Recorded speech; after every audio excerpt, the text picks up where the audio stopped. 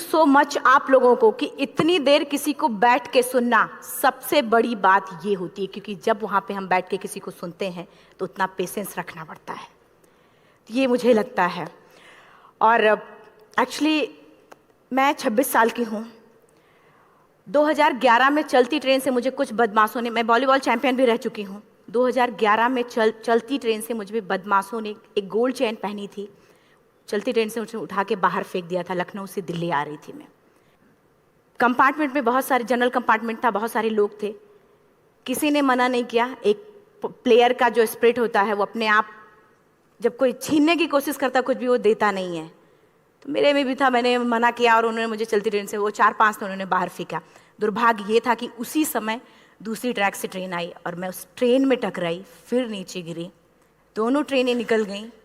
कुछ देर बाद मैंने हाथ को ऐसे रख के उठने की कोशिश किया तो देखा कि मेरा पैर कट चुका था। थाई को उठा के देखा, मेरा पैर ऐसे जीन्स में लटका हुआ था, ब्लड फोर्सफुली निकल रहा, दूसरे पैर की हड्डियाँ टूट टूट के बाहर निकल चुकी थी। पूरी रात मैं चिल्लाती रही ट्रैक पे, छोटे छोटे पत्थर होते ऐसे चिल्लाती रही कि कोई बचा ले, कोई बचा, कोई नहीं आया बचाने। और जब पूरी रात चिल्लाते चिल्लाते इतना कि मुझे दिखाई भी देना बंद हो गया, जब ट्रेन आता था तो वाइब्रेट होता था। इतना ही नहीं, फ्री का इनविटेशन भी लोगों को मिल गया था, कुछ लोगों को। ट्रैक पे आपने ट्रेन की ट्रैक पे छोटे छोटे चूहे देखे होंगे, मेरे कटे हुए पैर पे आग के मेरे पैर कुतर रहे थे। मेरा मैं ब्रेन कॉन्शियस मेरा पूरा काम कर रहा था मेरे, लेकिन बॉडी में कोई भी मूवमेंट नहीं था। पूरे पल में वही चीज़ें सोच कि कैसे मैं अपने आप को कैसे बचा पाऊँ। लेकिन करीब पूरी रात ऐसे बीता। सुबह गांव वालों ने मुझे बरेली डिस्ट्रिक्ट हॉस्पिटल यूपी में है, वहाँ पे हुआ था ये। सुबह गांव वालों ने मुझे उठाया, डिस्ट्रिक्ट हॉस्पिटल ले जाके रखा। तो फार्मासिस्ट, डॉक्टर, सीएम, जितने लोग थे आपस में बातें कर रहे, अरे हमारे पास तो एनेस्थीसिया नहीं है, ब्लड नहीं है, इसका इलाज शुरू करें तो हम कैसे करें। मुझे भी नहीं दिखाई तो नहीं, लेकिन मेरा सुनाई दे रहा था सब कुछ वहाँ पे। कहाँ से हिम्मत आई मुझ में, मुझे भी नहीं पता। मैंने बोला वहाँ पे कि सर जब मेरा पूरा पैर कटा, तब मैंने इतनी देर रेलवे ट्रैक पे थी, मैं उस चीज़ को बर्दाश्त किया, तो अभी तो आप मेरे अच्छे के लिए मेरे पैर काटेंगे। शायद आपको यकीन नहीं होगा, या फिर कभी आप लोगों ने ये चीज़ नहीं देखी, कोई डॉक्टर या फार्मासिस्ट अपना ब्लड दे के किसी पेशेंट को बचाया।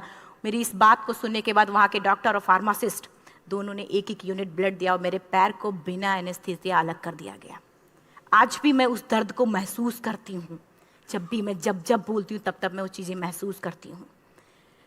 उसके बाद जब बात मीडिया में आई, लोगों को पता चला कि रिमा नेशनल प्लेयर है, KGMC king George medical college Lucknow में एडमिट करा, लखनऊ से फिर sport minister, AIIMS trauma centre Delhi. तब तक सब ठीक ठाक चल रहा था, प्लेयर होने की वजह से अच्छा ट्रीटमेंट मिलना शुरू हुआ। करीब 4 महीने मैं एम्स में रही। एम्स में रहने के बाद जब मैं थोड़ा ठीक हुई, करीब 25 दिन बाद जब ठीक हुई, न्यूज़पेपर में गोल गोल लिख के, अरे अरुणिमा के पास टिकट नहीं था, अरुणिमा ट्रेन से कूद गई।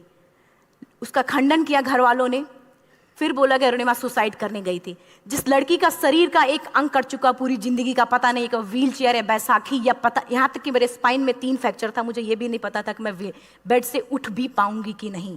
अंदाजा लगाया जा सकता, सिर्फ अंदाजा लगाया जा सकता है कि उसकी दिलो दिमाग पे क्या चल रहा होगा, उस परिवार की क्या स्थिति रही होगी, जब जिस परिवार की एक यंग एज लड़की का इस तरीके का सिचुएशन हुआ हो। फिर भी कहते हैं कि जहाँ चाह होती वहाँ राह मिली जाती है। एम्स के हॉस्पिटल के बेड पे मैंने डिसाइड किया, क्योंकि अपनी बातें हम चिल्ला चिल्ला के करें, वो सिस्टम की इतनी हाई लेवल की बातें हो रही थी कि हम एक मध्यम वर्गीय फैमिली से थे, हम अपनी बातें चिल्ला चिल्ला के कह रहे थे, लेकिन कोई नहीं सुन रहा था। लेकिन कहते हैं मैंने अपने दिल, दिमाग, अंतरात्मा से ये चीज़ सोच लिया कि ठीक है, आज आपका दिन है, जितना चाहो बोल लो, एक दिन तो मेरा दिन आने वाला, मैं प्रूफ कर दूंगी कि मैं क्या हूँ, मैं क्या थी, ये मैं प्रूफ कर दूंगी। हॉस्पिटल के बेड पे डिसाइड किया वॉलीबॉल लाइफ का सबसे टफ गेम करना है, तब मैंने माउंटेनिंग चुना।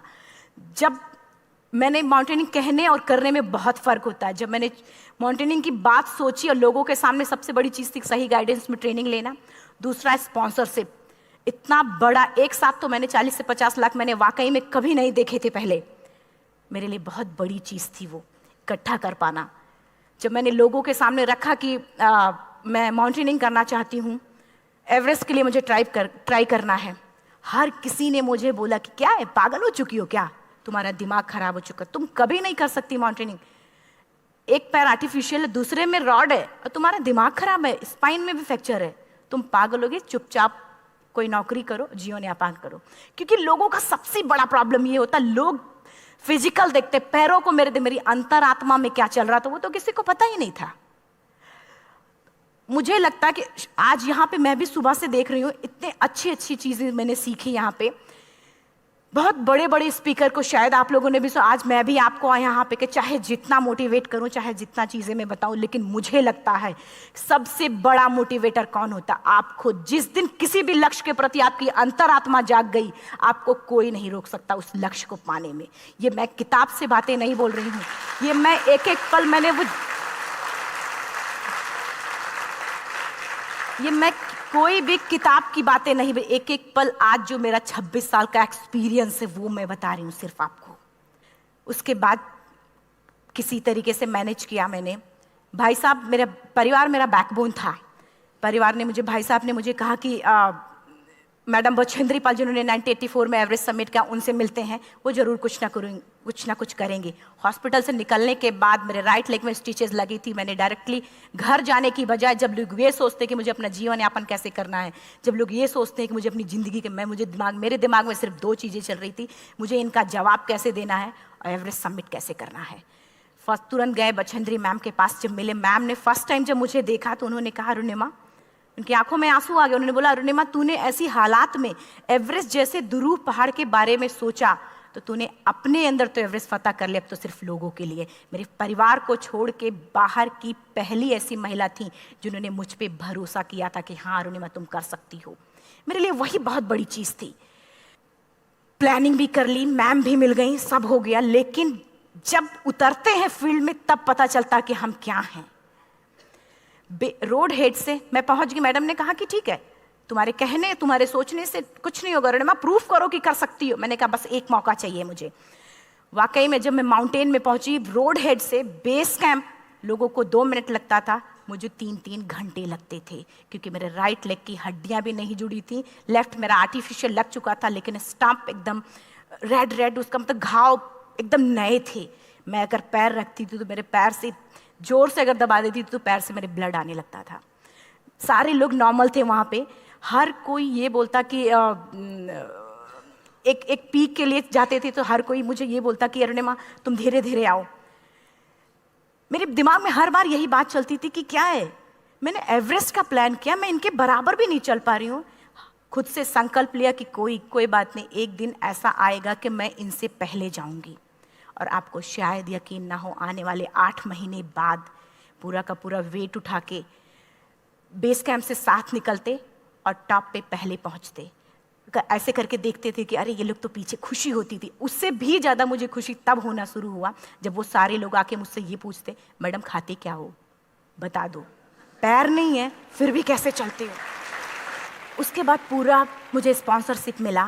मैं जब एवरेस्ट के लिए गई, मेरे लिए सबसे बड़ा, एवरेस्ट की जर्नी में मेरे सबसे बड़ा चैलेंज यही था कि दूसरे को समझा पाना। मैं नहीं समझा पाती कि भाई मैं कर सकती हूँ।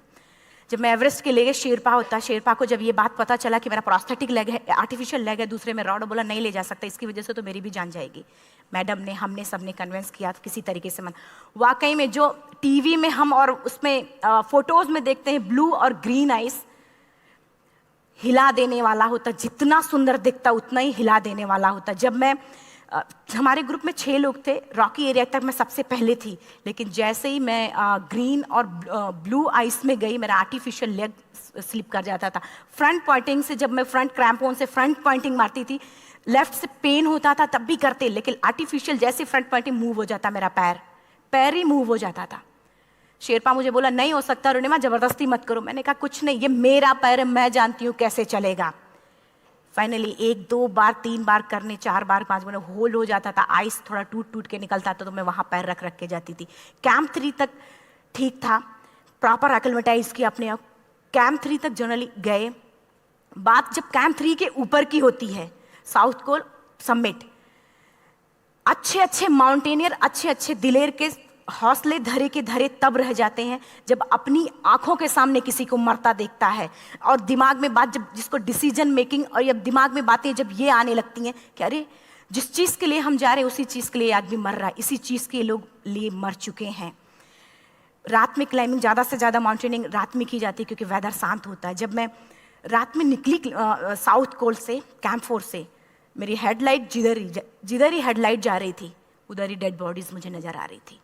मेरे रोंगटे खड़े हो रहे थे, मुझे समझ में नहीं आ रहा था कि मैं करूं तो क्या करूं। इतना ही नहीं, मैं जिस रोप में थी उसी रोप में जब मैं आगे जा रही हूं और एक बांग्लादेशी, उनका हाथ हल्का हल्का ऐसे हिल रहा, मुंह से आवाज आ रही थी। मैं एक्सप्लेन नहीं कर सकती मुझे कितना डर लग रहा था। बार बार ये बार बार मन में आती, इसका ऑक्सीजन खत्म हुआ है, ये मर चुका है लास्ट सिचुएशन में, और हम कुछ नहीं कर पा रहे हैं, क्या करें। उसके बाद मैंने 10 से 15 मिनट सिर्फ मैं वहाँ खड़ी रही। मैंने सिर्फ इतना बोला कि अगर आप सभी में से सभी ने एवरेस्ट सबमिट कर लिया तब तो ठीक है, अगर नहीं सबमिट किया है मैं सबके लिए एवरेस्ट सबमिट करूँगी और जिंदा वापस जाऊँगी। क्योंकि जैसा हम सोचते हैं हमारी बॉडी उसी तरीके से जनरेट करना शुरू करती है। मैंने डेड बॉडी, क्योंकि जा ही नहीं सकते थे किनारे से, उसी रोप में वो एंकर है, डेड बॉडी को लांगी और लांग के जाना शुरू किया। हिलेरी स्टेप साउथ समिट के करीब जब मैं खुद पहुंची, मेरे शेरपा ने एक जोर से झटका मुझे दिया कि अरुणिमा वापस चलो, तुम्हारा ऑक्सीजन खत्म हो रहा है। हिलेरी स्टेप के बाद एवरेस्ट समिट है, थोड़ा चलने के बाद एवरेस्ट समिट है। अगर कोई आपसे ये बोले, आप अपने टारगेट के इतने करीब हो, अगर कोई आपसे ये बोले कि अरुणिमा वापस चलो, कैसा लगता है? मैंने भी यही बोला, सर क्या बोल रहे हो आप, मैं नहीं जाऊंगी वापस। बोला अरुणिमा जिंदगी रही, दोबारा ट्राई करना और एवरेस्ट समिट हो जाएगा दोबारा तुम्हारा। मैंने कहा नहीं, ये आप जिंदगी में गोल्ड चांस बार बार नहीं आते, लाइफ में कभी कभी आता है, ये आपके ऊपर आता, आप उसको पकड़ के रखते हो या फिर छोड़ देते हो। मैं अपना गोल्ड चांस कभी नहीं, क्योंकि मैं जानती थी मुझे स्पॉन्सरशिप बहुत मुश्किल से मिला, एक बार अगर मैं छोड़ देती दोबारा मुझे कभी नहीं मिलता। मैं बहुत अच्छी तरीके से जानती थी। मेरा फाइनली मुझे बछेंद्री मैम ने भी एक बार बात समझाई थी, मेरी माँ ने मुझे एक बात बताया था कि लाइफ में कभी कभी सिचुएशन ऐसी आती है जब सिर्फ आप अकेले होते हो, डिसीजन सिर्फ आपको लेना होता है। जहां पे भी होना, खड़े होकर हल्का सा पीछे मुड़कर देखना और ये सोचना कि आप एक एक कदम चल के यहां तक पहुंचे हो, सिर्फ अपना एक कदम आगे बढ़ाना, तुम देखना कुछ देर बाद तुम टॉप पे होगी। मेरे दिमाग में उनकी बातें वीडियो की तरह चल रही थी और सिर्फ एवरेस्ट का टॉप चल रहा था। मैंने शेरपा को पहले कन्विंस करने की कोशिश की कि भाई चल, कुछ नहीं होगा भाई चल। फाइनली जब वो नहीं माना, मैंने एक कदम आगे बढ़ाया, डिसीजन लिया कि नहीं जाना ही जाना है। आगे बढ़े, करीब 1 से 1.5 घंटे बाद मैं टॉप पे थी। और इतना ही नहीं, आज भी मैं जितनी बार बोलती हूं उतनी बार मैं महसूस करती हूं, मेरे रोंगटे खड़े हो जाते हैं, मेरा दोनों हाथ ऊपर करके जोर जोर चिल्लाने का मन कर रहा, कितनी जोर से चिल्लाऊं, इतनी जोर से चिल्लाऊं कि सबको बता दूं कि आज मैं टॉप ऑफ द वर्ल्ड पे हूं। उन लोगों को बता दूं जो लोग ये सोचते हैं, लड़की, दूसरे विकलांग, तीसरे मिडिल क्लास में, जो लोग एक बार हार के फिर दोबारा लड़ना नहीं चाहते, जो लोग हारने के बाद सोचते हैं कि हम दोबारा कुछ कर नहीं सकते, उन लोगों को मैं चिल्ला चिल्ला के टॉप से बताना चाहती थी कि नहीं, आप सब कुछ कर सकते हो, सिर्फ एक सोच की विकलांगता, हैंडीकैप आदमी यहां से होता है, यहां से नहीं। अगर यहां से जो आदमी विकलांग है तो नॉर्मल आदमी भी विकलांग है, जो अगर यहां से विकलांग है। चिल्ला चिल्ला के मैं बताना चाहती थी। मैंने शेरपा से कहा कि आप एक फोटो खींच लो, क्योंकि सारे लोग फोटो, अपना नेशनल फ्लैग का जो वैल्यू होती है ना, वो जब हम कहीं बाहर होते हैं तो पता चलता है। मुझे भी बहुत खुशी हो रही थी, फ्लैग को हग किया और बोला फोटो खींचो। बोला पागल हो गई है, तेरा ऑक्सीजन कभी भी खत्म हो जाएगा, नीचे चल। नहीं, फोटो खींच लो। फोटो खींचा उसने। वो तो अगली बार इतना तेज गुस्सा हुआ, मैंने उसको बोला कि भाई वीडियो भी बना ले। 8848 की हाइट पे ऑक्सीजन खत्म हो रहा है, आज हम भी हंस रहे हैं आप लोगों के साथ क्योंकि यहाँ पूरा ऑक्सीजन है।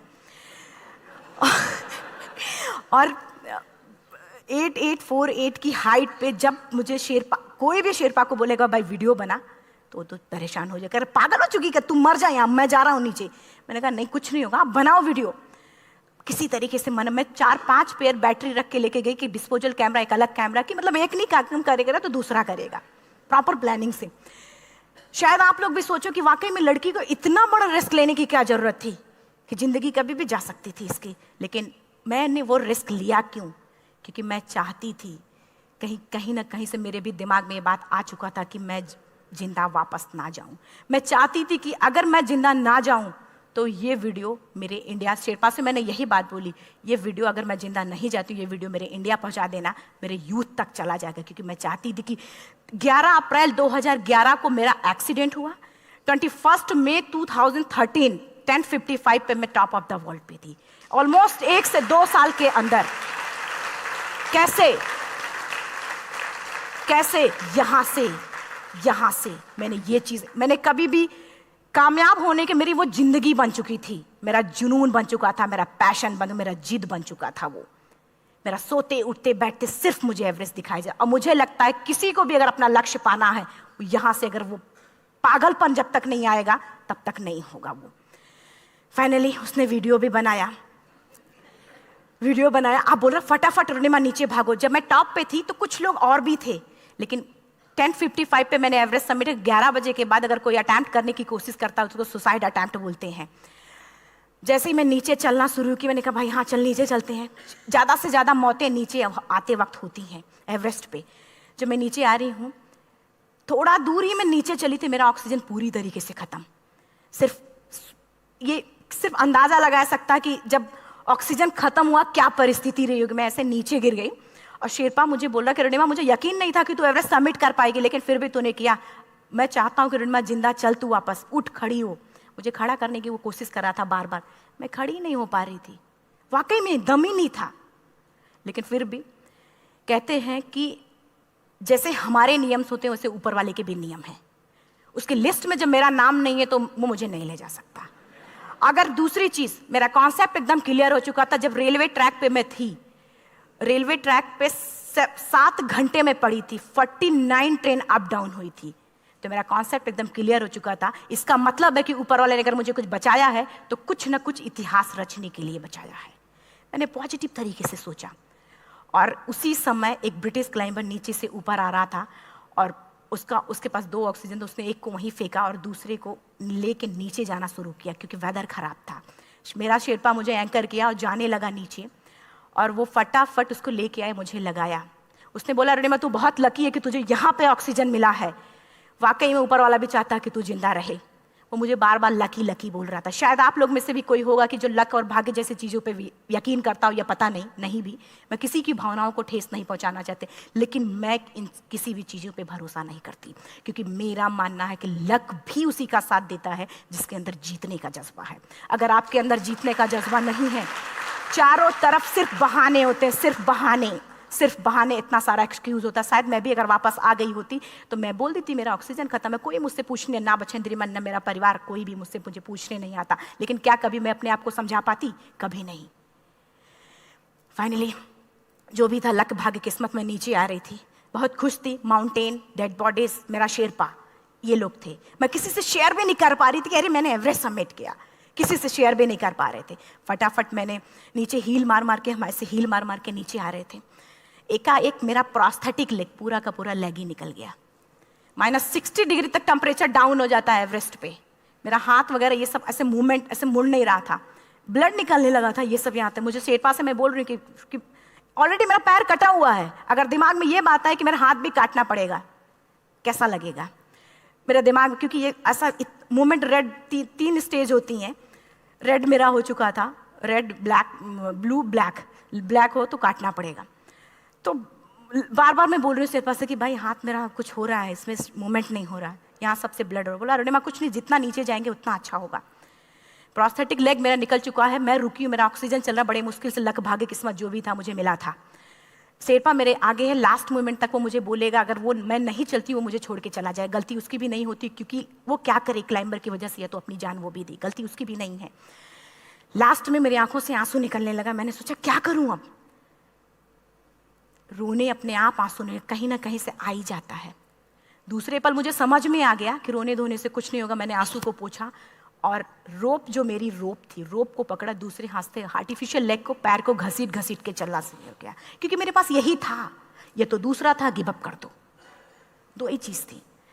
पैर को घसीट चलना शुरू हुआ। कुछ दूर नीचे चलने के आने के बाद रॉक था, उसमें घुसे, पैर को खोला, सही किया, फिर नीचे चलना। Camp 4 to summit to camp 4 3500 feet है, और इसमें टोटल जनरली लोग 16 से 17 घंटे में सबमिट कर लेते हैं। मुझे टोटल 28 घंटे लगे थे। हर माउंटेनियर, चाहे बाहर का या फिर इंडिया का, हर किसी ने ये मान लिया था कि अरुणिमा जिंदा वापस नहीं आएंगी। हर किसी ने ये चीज़ मान लिया था।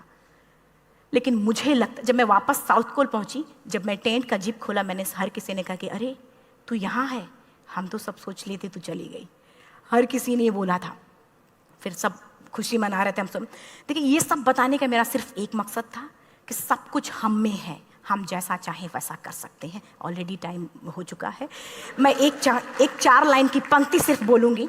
मैं एक्चुअली, मेरा एम है कि मैं वर्ल्ड के जो कॉन्टिनेंट हैं, कॉन्टिनेंट के हाईएस्ट पीक समिट करूं।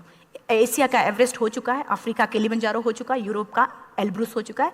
23 नवंबर को मैं जा रही हूँ ऑस्ट्रेलिया हाईएस्ट पीक के लिए। बस आप लोगों की गुड विशेस चाहिए। और 4 लाइन, अभी तो इस बाज की असली उड़ान बाकी है, अभी तो इस बाज की असली उड़ान बाकी है, अभी तो इस परिंदे का इम्तहान बाकी है, अभी अभी मैंने लांघा है समुद्रों को, अभी तो पूरा आसमान बाकी है। Thank you so much. Thank you.